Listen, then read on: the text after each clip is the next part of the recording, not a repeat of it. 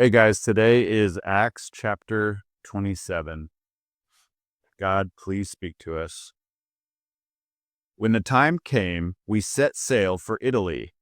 Paul and several other prisoners were placed in the custody of a Roman officer named Julius, a captain of the imperial regiment. Aristarchus, a Macedonian from Thessalonica, was also with us.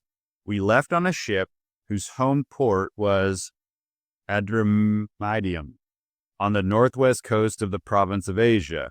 It was scheduled to make several stops at ports along the coast of the province.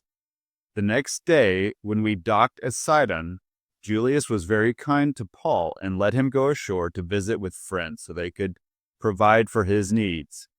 Putting out to sea from there, we encountered strong headwinds that made it difficult to keep the ship on course. So we sailed north of Cyprus between the island and the mainland.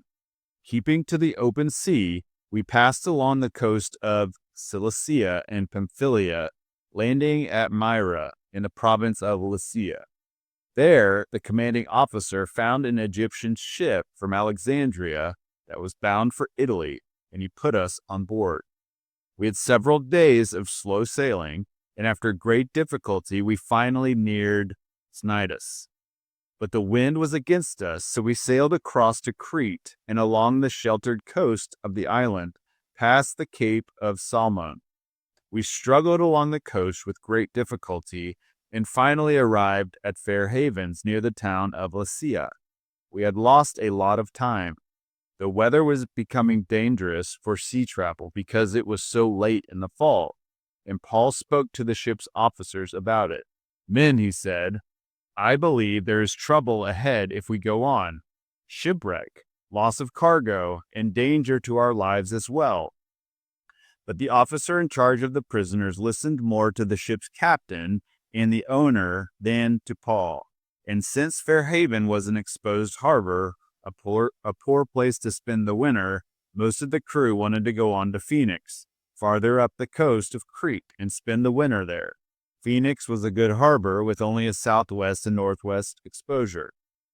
When a light wind began blowing from the south, the sailors thought they could make it, so they pulled up anchor and sailed close to the shore of Crete.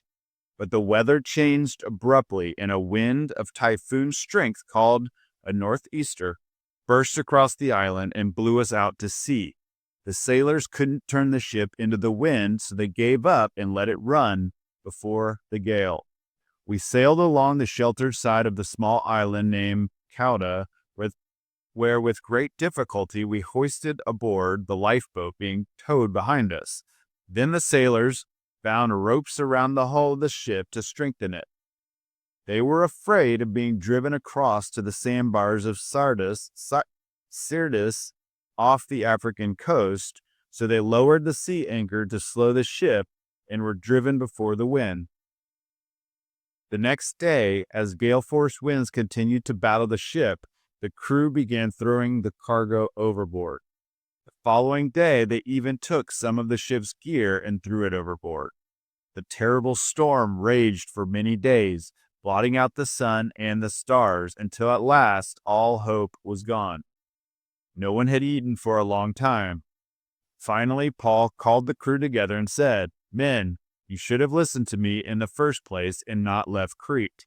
You would have avoided all this damage and loss. But take courage. None of you will lose your lives, even though the ship will go down. For last night, an angel of the God to whom I belong and whom I serve stood beside me, and he said, 'Don't be afraid, Paul, for you will surely stand trial before Caesar. What's more, God in his goodness has granted safety to everyone sailing with you. So take courage, for I believe God. It will be just as he said, but we will be shipwrecked on an island.'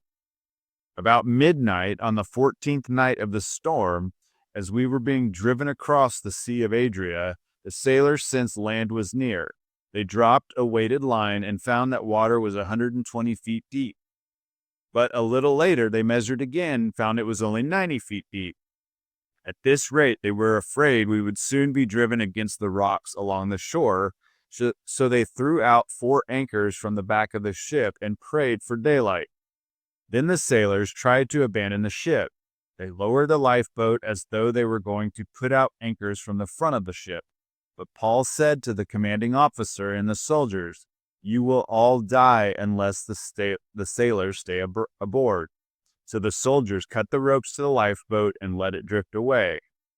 Just as day was dawning, Paul urged everyone to eat. "You have been so worried that you haven't touched food for 2 weeks," he said. "Please eat something now for your own good, for not a hair on your heads will perish." Then he took some bread, gave thanks to God before them all, and broke off a piece and ate it. Then everyone was encouraged and began to eat.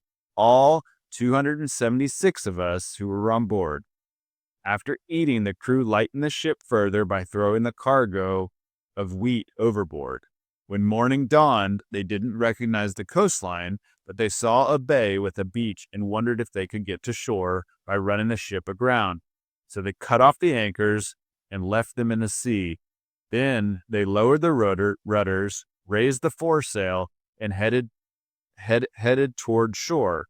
But they hit a shoal and ran the ship aground too soon. The bow of the ship stuck fast while the stern was repeatedly smashed by the force of the waves and began to break apart. The soldiers wanted to kill the prisoners to make sure they didn't swim ashore and escape, but the commanding officer wanted to spare Paul, so he didn't let them carry out their plan.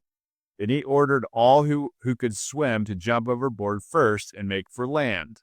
The others held on to the planks or debris from the broken ship, so everyone escaped safely to shore. God, thank you for this message. Amen.